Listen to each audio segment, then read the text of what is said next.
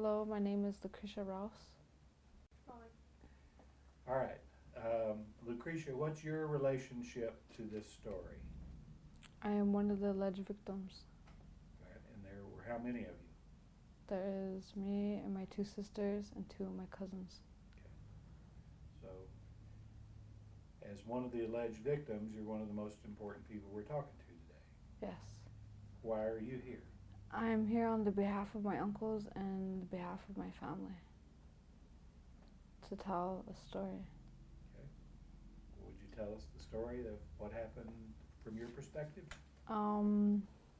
Basically, the corruption of justice. Where to begin? We got taken away when we was little. My grandma's house in Marty, South Dakota, was surrounded by FBI agents, BIA agents, Social Service Department, Social Services, welfare, It was just chaos around the house. And they basically just came in and took us children away from our parents without anybody knowing about anything. And, we got put through a lot when we was children. We couldn't have no contact with our families, not with our moms. We first foster parents were Donna Jordan, and that was in Oak Point, Jefferson, South Dakota. And we went through a lot in her care.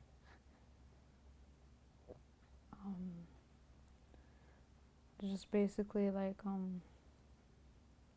it was torture and like a slave treatment, you can say. We had to do chores at age 3 and 5 and 6, labor work at the farmhouse. And it was just like, basically they were like really racist to us, And we had to live there for a while and put up with that.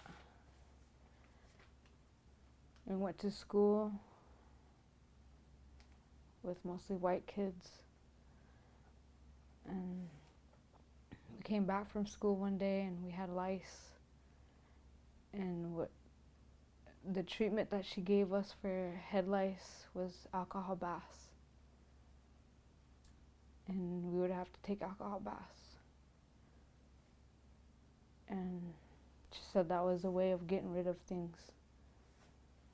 And she would call us dirty Indians because we had lice. It was like racist comments she would make to us children, thinking that, that we weren't good enough for her.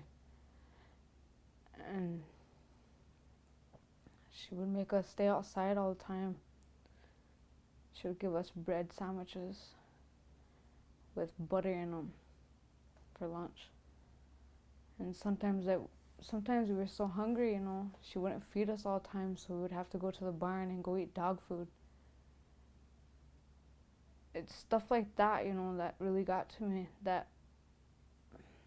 they think they can get away with all this, treating children like this. And it's horrible to discuss my past. And it hurts me to remember all this.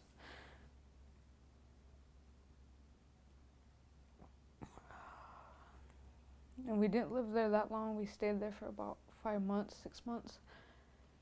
We kept moving from foster home in the state of South Dakota.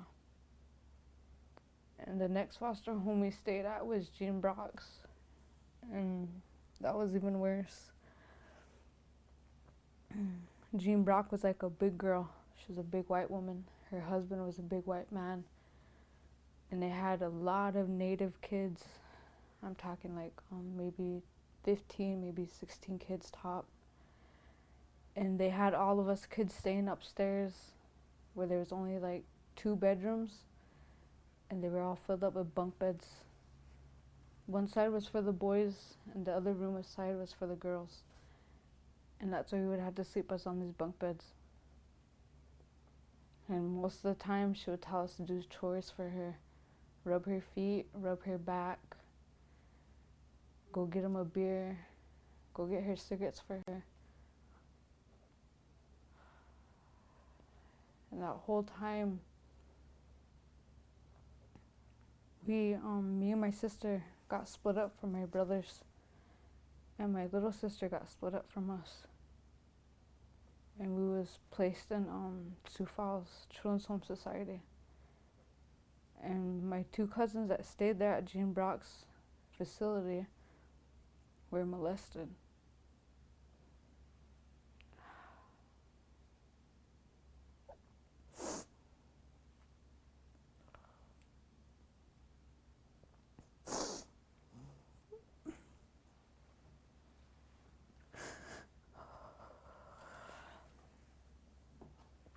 You know, and when we was at home with our parents and our grandma, we didn't know nothing like this. We didn't know how to, we didn't know how it was to live life like this. It wasn't in our culture to be like this, to grow up knowing that people can do this to children and get away with it. That was not in our culture, and we had to grow up through this. People saying this and doing this to us, and it was horrible. And when we was living in Children's Home Society at the time, we stayed there for about 2 years. We couldn't have no contact with our brothers, our sisters, our mom, our aunties, our grandmas. And once they found out where we was at, they would keep moving us from place to place to place. And how would you adjust to that? How would you feel if you had to live in a place that you had to be treated a certain way to fit in their society? Keep moving from place to place and trying to adapt to the way they were living. And it kind of, it got to us, It destroyed us in the middle of it all. It destroyed my family as a whole family. We now don't socialize no more like other families do. We don't do things like other families do now because we don't know each other that good anymore. I don't even know my uncles that are locked up for 18 years. I have not seen them once.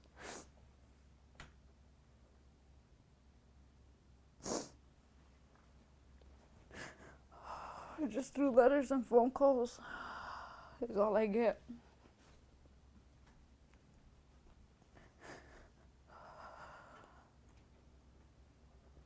My grandma passed away when my uncles were in prison. They couldn't even come down for her funeral or her wake. And to this day, they don't know where she's buried at. And to this day, they don't know what us girls look like.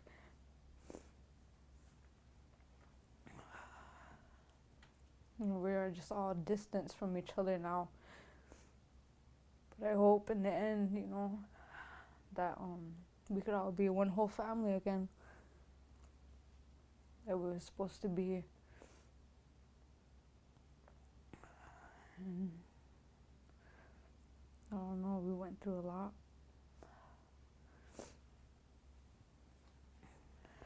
And it's just, I don't know, it's just crazy to think of all this again. To have everything. It took us 18 years to finally realize to do what's right. And it's crazy emotions for me, I'm excited and happy to be here, but at the same time I'm sad to remember all my horrible memories that I have to bring up, and it just, I don't know. And we went through a lot, and we went through a lot of examinations in Yankton. They violated our rights when we were little girls. After the alcohol baths, they violated our rights. They took us to examination to the doctors.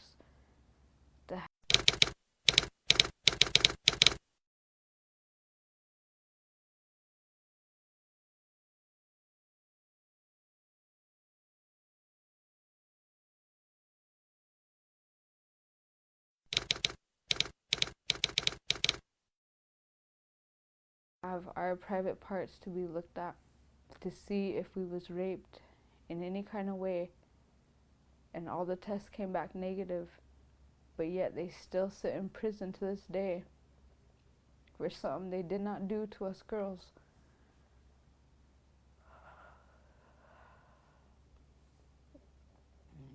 And Lucritia, let me ask you, how long were you away from your family? since I was 11.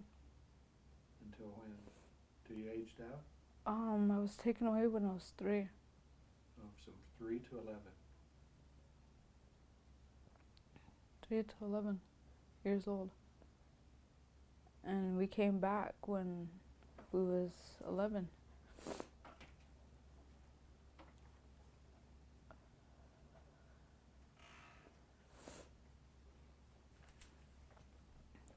Do you have memories of your life at the age of 3? Yeah. I remember when we got first taken away. I remember that we was hiding. I remember that these cops, the BIA, the feds, the FBI's surrounded my grandma's house. I remember what we went through. I remember where we went the first night when we got taken away. I remember the foster parents. I remember a lot of horrible memories. Oh my gosh. My stupid phone's ringing. Sorry. What did the prosecutors or the police or the FBI or the BIA tell you? Did they question you after they took you from your family? No? No, they didn't. They took us in the cars and they just basically drove off with us. When do you recall or believe they ever asked you about what happened, if anything?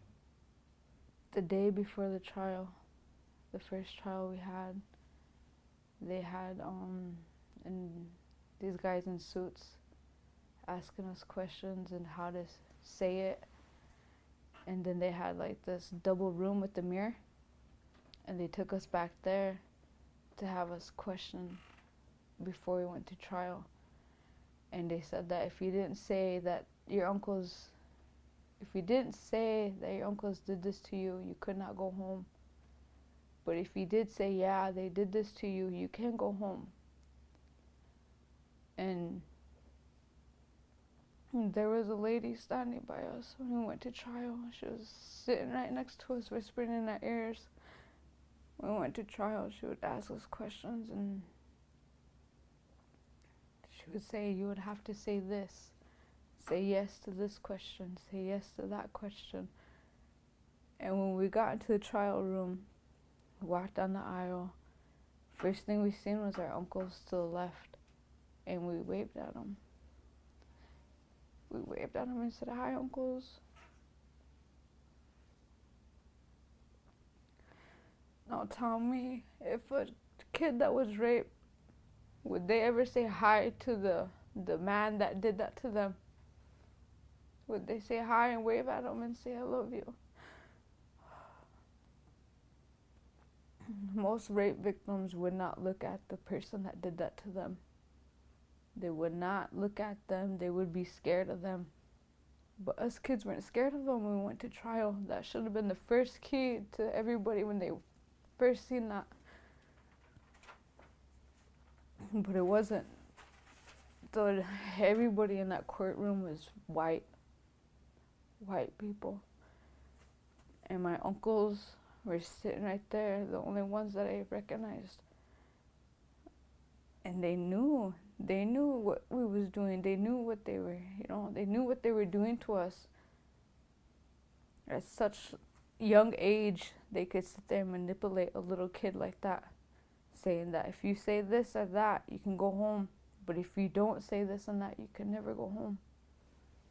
And going through all that on a daily basis, what would you say if you wanted to go home? Because we wanted to get out of there no matter how many times we ran away, no matter how many times we tried to sneak out, they would find us. So they started putting electrical fences up around the farmhouse so we couldn't run away.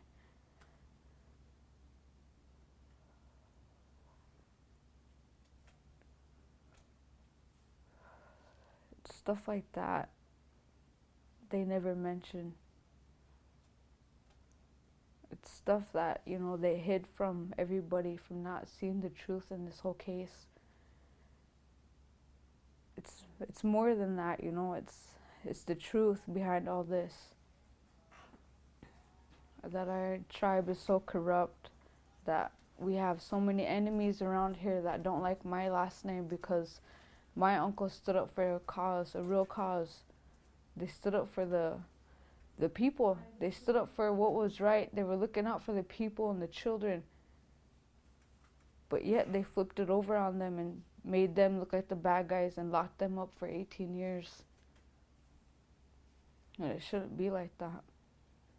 So that's why I'm here today, to tell my story. How old were you when you testified in court the first time? The first time, I think I was 4.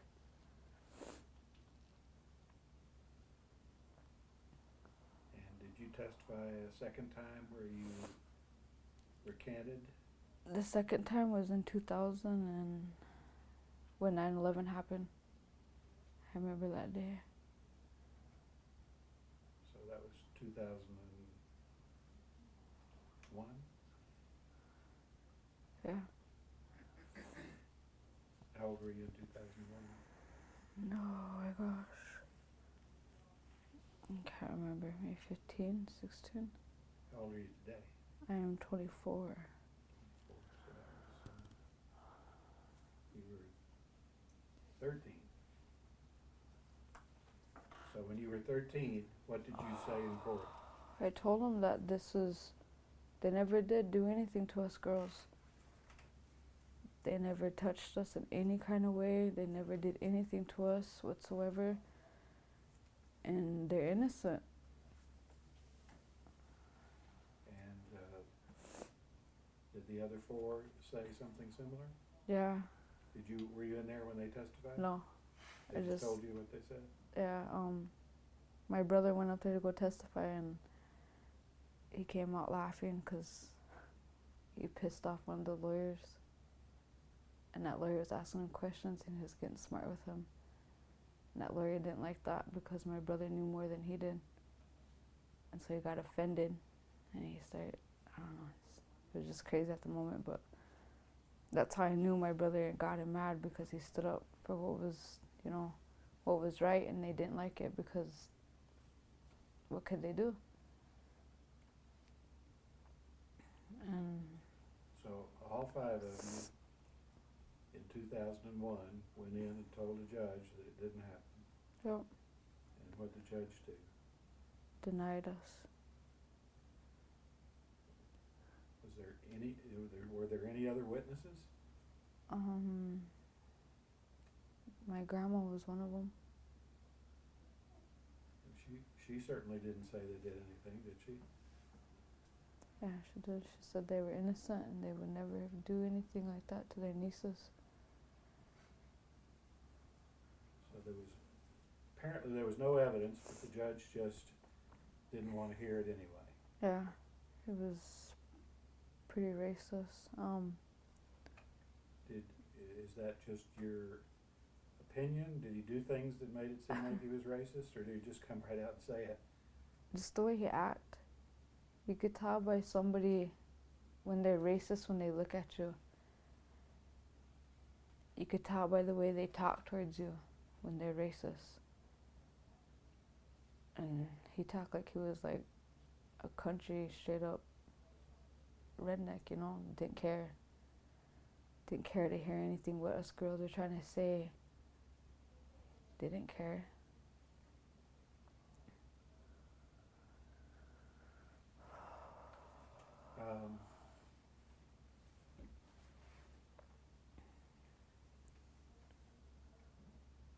So nothing, you were not sexually assaulted by any of the 4 men who were in prison. Is that right? That is right. Let me let you say that. I was never assaulted in any way, of any kind of way, by my uncles whatsoever. They are innocent. And I just want our story to be heard nationwide, worldwide. Because if it was if somebody did rape a little girl like that,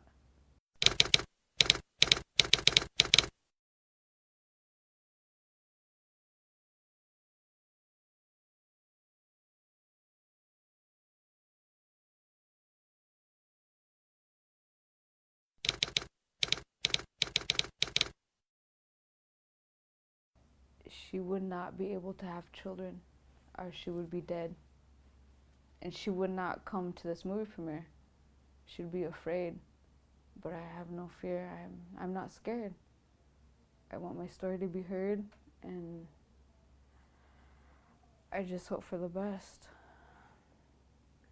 Right, and also for the record, let me let you say again, why did you say at the first trial that they did something? Because they said that if we didn't say that, we would not go home. But if we did say yeah, we would go home.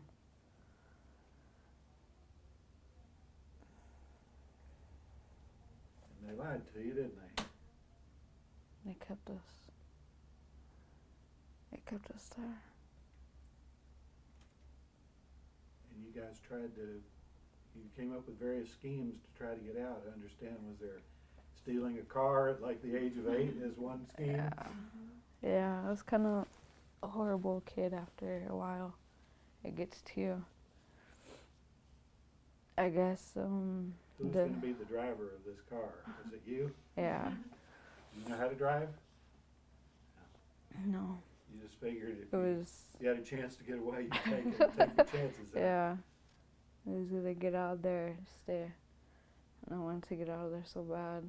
I wanted to steal a car, do whatever I can to get my sisters and my brothers out there.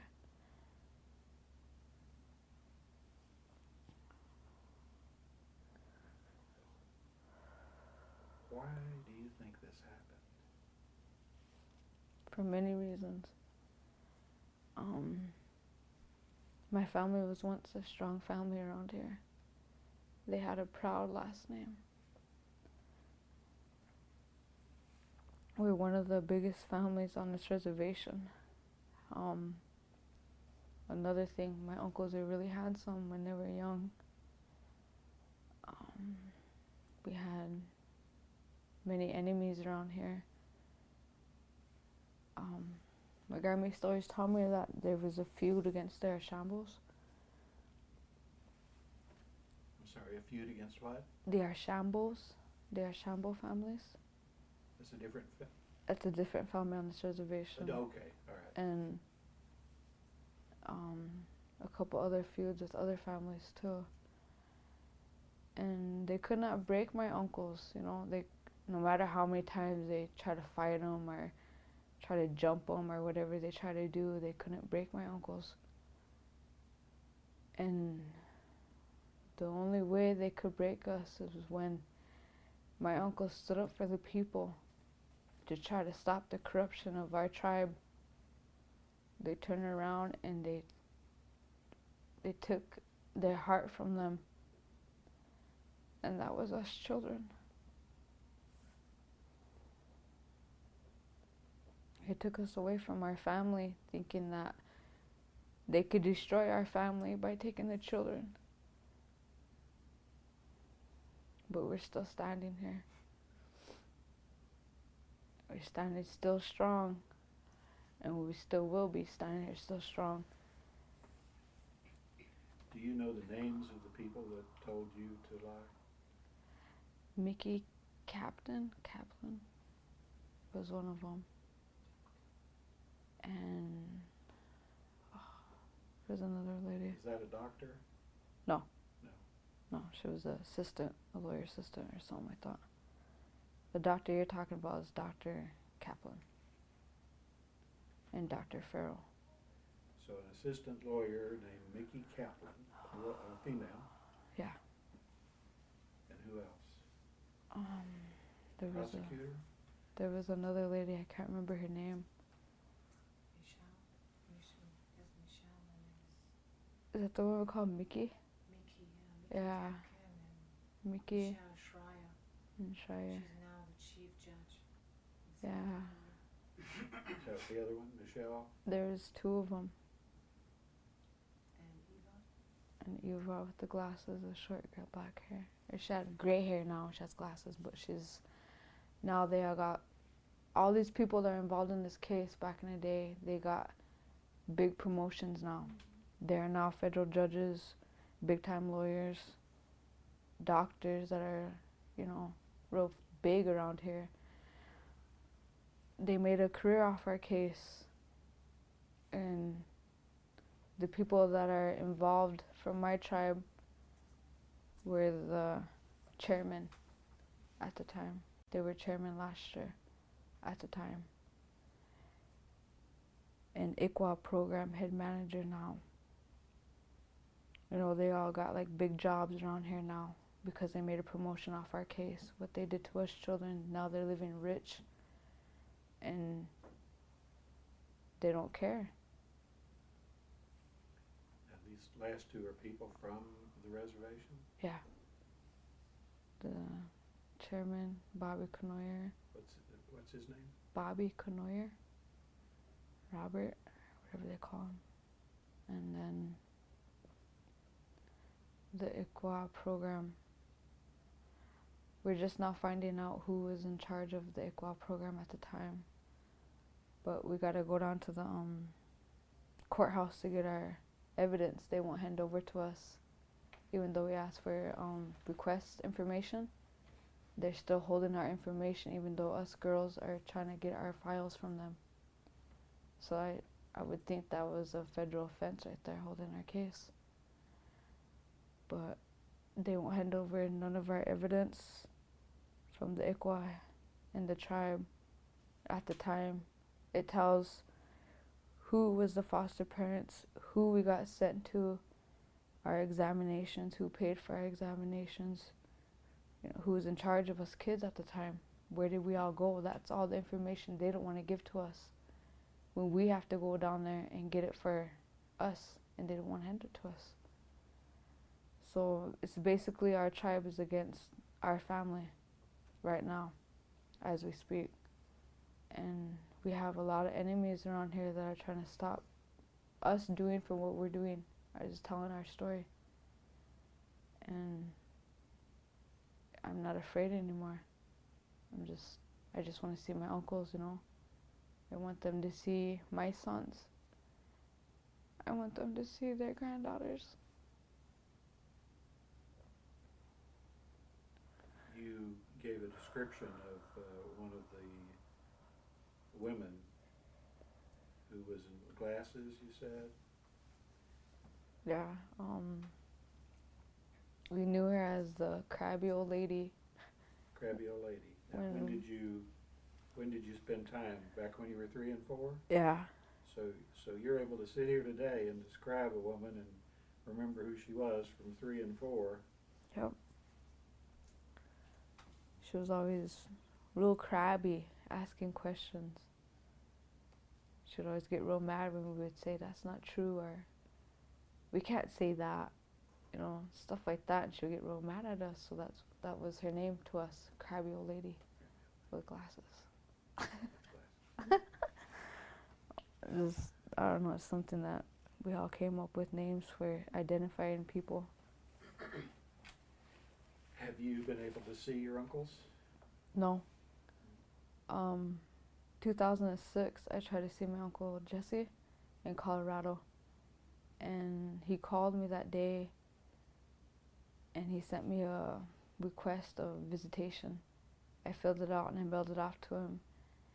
And that next week, we were supposed to go see him, and they moved him. And it's always been like that. Every time we try to go visit him, they would move him. They would move him around everywhere. They wouldn't stay there for less than a year. They'd always be moving him around. So that's strange in and of itself, from what I understand. You wouldn't know. Like, it was always difficult because you would get letters and you would write back to them and they would send back your letters. Or you wouldn't get a letter at all. Or they wouldn't get a letter at all. It's stuff like that, you know. They don't want you to reunite with your family members that are locked up for so long. And from my understanding, from my uncles, when I talk to them now, is what they go through in prison is rough. And sometimes they don't even get no letters from anybody. They don't get no money or commissary. They just live alone in a cell. And, you know, that hurts my heart to know that my uncles live like that. To know that they can't get pictures of us or their grandkids. We can't go visit them or show them their grandchildren. Lucretia, let me ask you this, because this is the kind of thing that judges want to believe.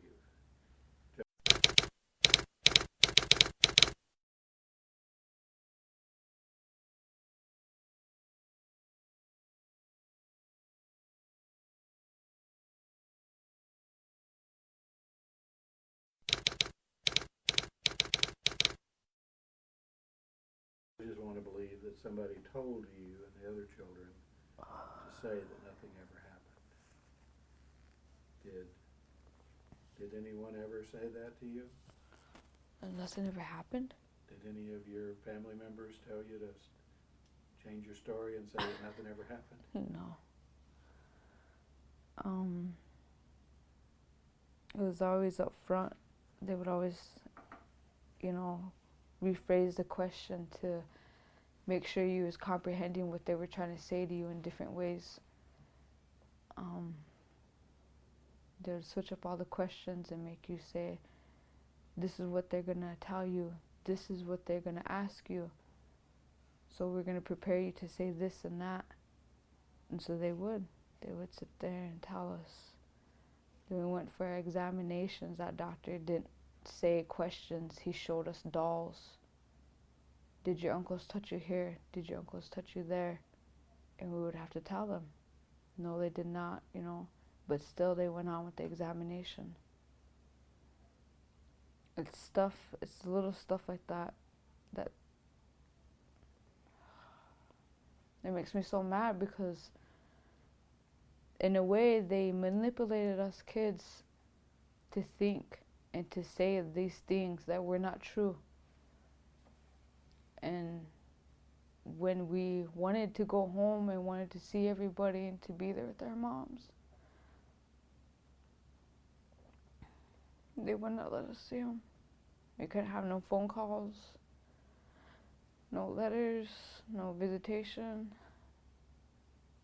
You just had your siblings, and you would have to look out for your siblings.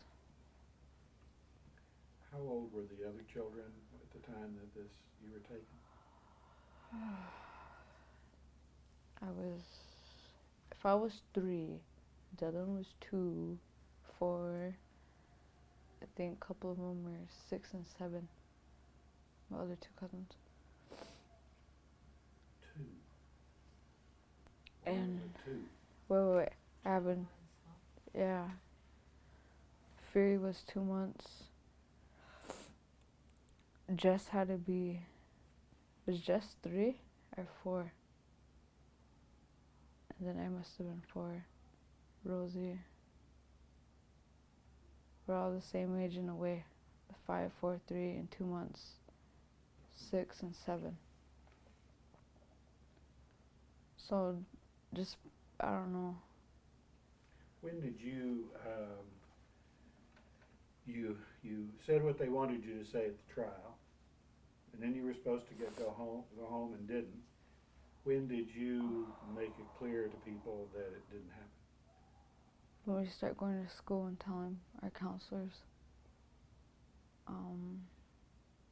Any friends that we could make, we would try to explain what we was going through at the house.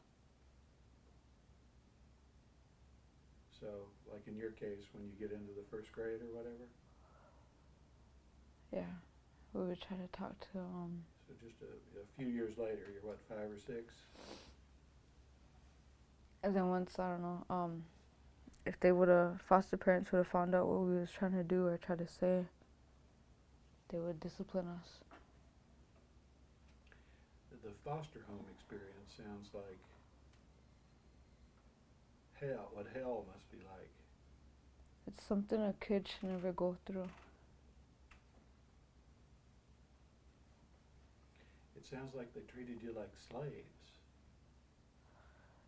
They were racist. What else was they supposed to do? Was they supposed to shackle us up and, you know?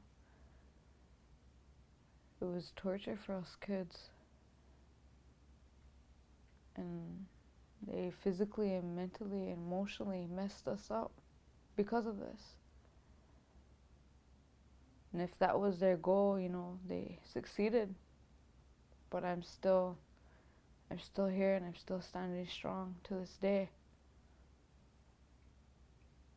And, you know, I don't wish this upon anybody else to go through what we went through.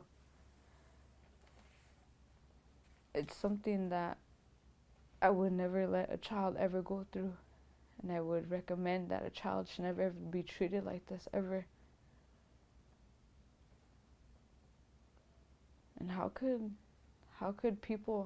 foster parents sleep at night knowing that they did this to little bitty kids that didn't know any better?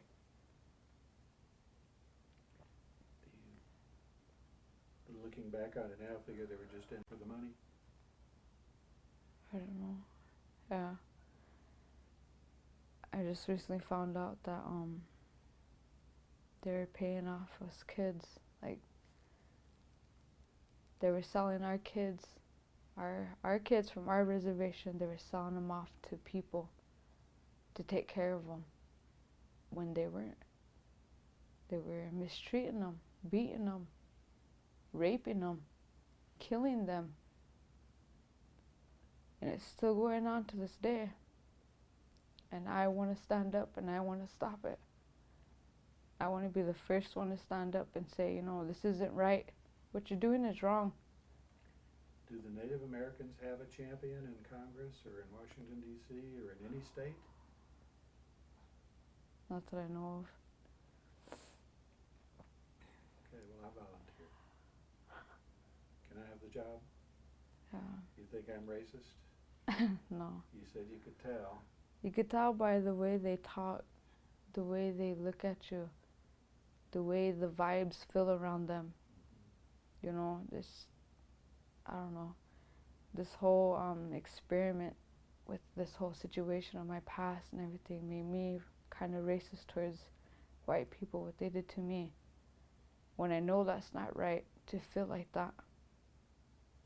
It's And I'm trying to get over it slowly, but I am getting over it, you know. We're all one nation and one kind. We come from one creator. But it's just, I don't know, it's just something that children should not be able to go through. Let me ask you a tough question. 3 years old.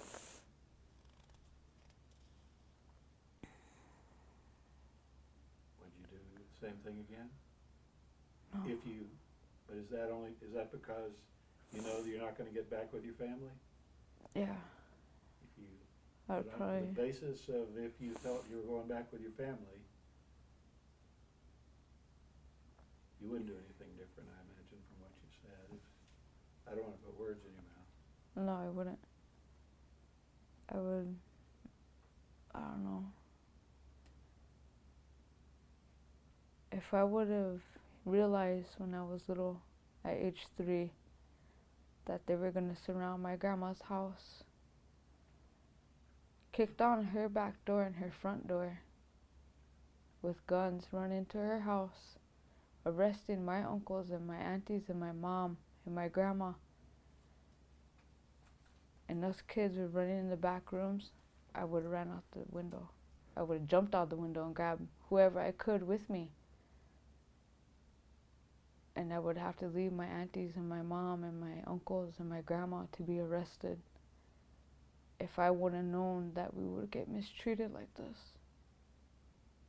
I would have took them.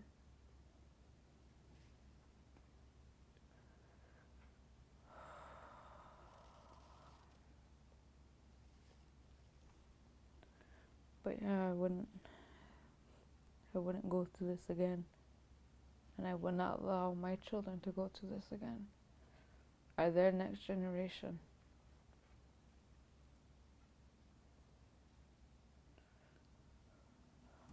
Because till this day, it's still going on like this. Till this day, they're still giving out our children to other people off the reservation. And who knows what's going on with those kids? Who knows how they're getting treated? Do people go down there and visit them? Do people go down there and stay with them to see what's going on in the house on a daily basis? Were you denied all contact with your family for 8 years? Yes. No phone calls, no visitations, no letters. I didn't even know my mom. My little sister, when she was 2, she didn't even recognize my mom.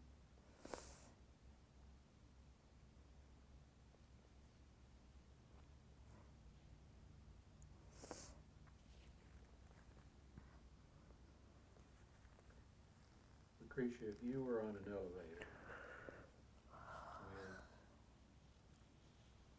with, you know who Diane Sawyer is? Or Katie Couric?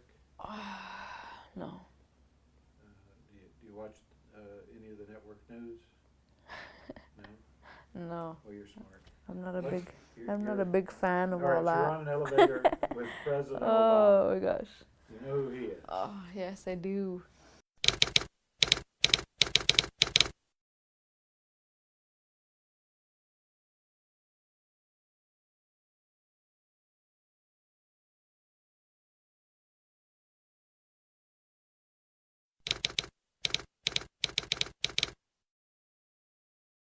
And you're on the 5th floor going down the 1st floor, and there's 30 seconds.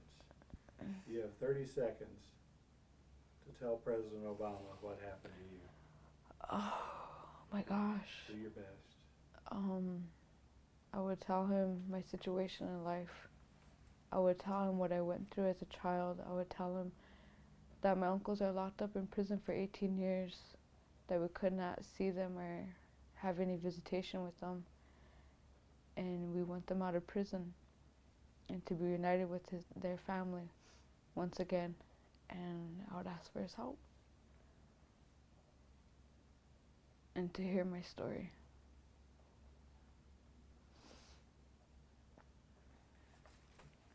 Anything else you want to say? I'm not sure. I've been up for 2 days for my nephew's funeral. I'm kind of tired and emotional both ways. Well, you're a beautiful young woman and very brave, and what happened to you should never happen to anybody. So let's do our best to see if we can, I don't know if we can ever stop things like this, but we can have a goal of trying to minimize it. One step at a time. As Bill Murray said in that movie, baby steps. Baby steps. Yeah.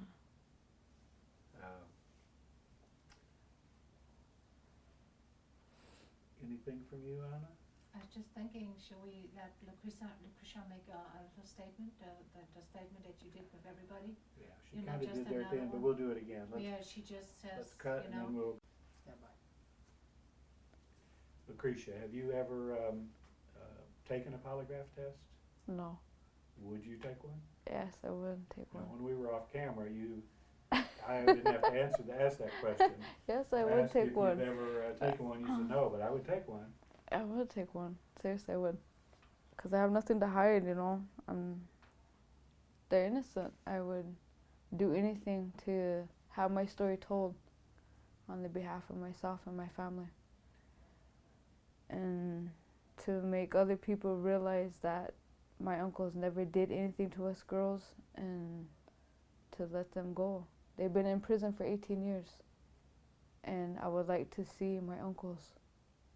I would love to see them. The other children, are they going to talk to me or are they afraid?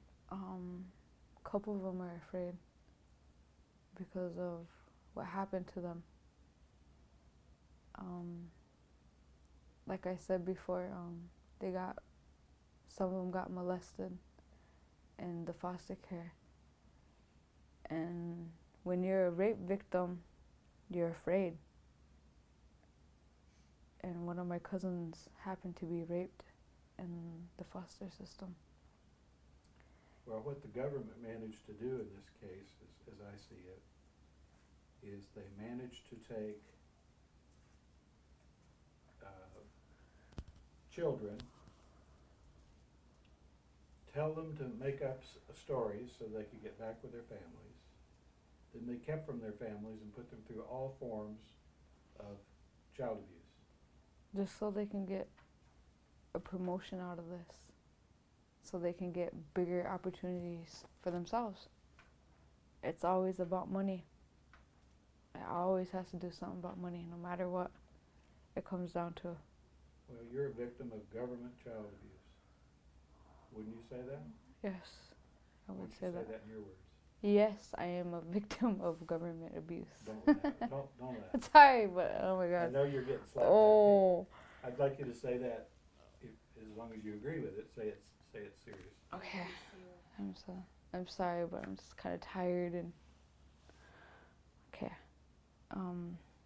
Yes, I would say that the government. I forgot the whole question. Are you a victim of government child abuse? Yes, I am. And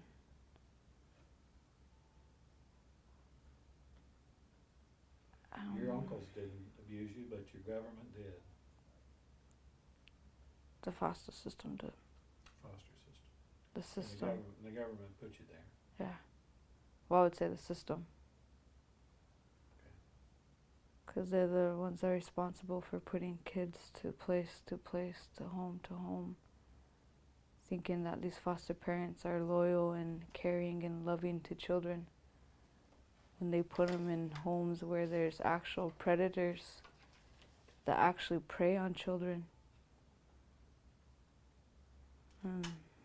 It's not right.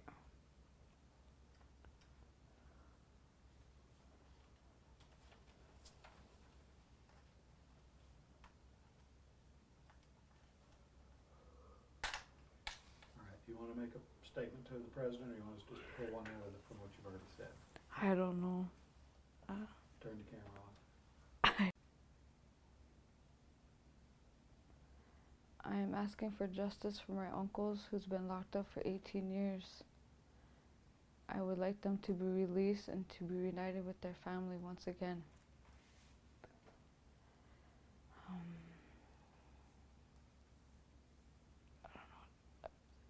I don't know what else to say. Did they do it? No, they did not. They did not abuse or sexually abuse us children in any kind of way. They're innocent. Were you tricked into saying they did at the age of 3? Yes.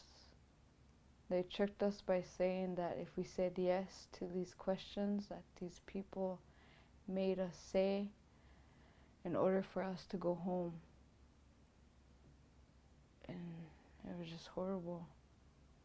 If I could change back time, I would change that moment back. Well, you're one of, was it 5 children who, how many testified? 4 or 5? One was just an infant, wasn't she? There was 5 of us that 5. testified. So, can you speak on behalf of all 5? Oh, that's a lot. Okay. I don't want you to. I mean, if I could, I would. Seriously, I would. Because I am like the one that knows way more to this case than. Because right now they don't even. Some of them kind of are too afraid to step up and say they got molested by their foster parents in their facilities. And they have so much hate in their heart that they can't say it. And it's understandable that my cousins feel this way. Because once you're a rape victim, you don't want to, you're afraid. You don't want to step forward and you don't want to tell who did it to you. Because you're afraid that they might find you and do it again or do something worse to you. And well, can you look in the camera and tell President Obama and the governor of South Dakota whether you've been told by the other children that nothing happened to them either? Yeah, I can tell you. Put that in your words. On my behalf of my cousins and we have not been touched or raped in any kind of way by our uncles. They are innocent and we are asking for justice for my uncles that have been locked up for 18 years. And we are asking for help around the world and nationwide to hear our story. Is it good?